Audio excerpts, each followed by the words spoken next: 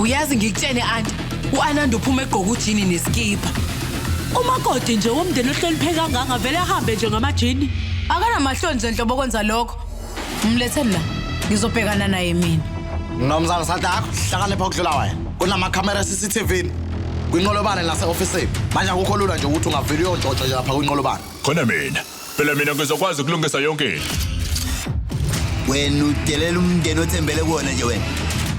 Malunga. Yabo khetha umphumela ngeke uzube muhle.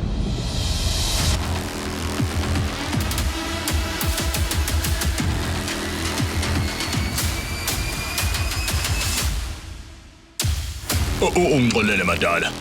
Kodwa wena ungakawadabula amafu. Akukho mina engakwazi ukwenza.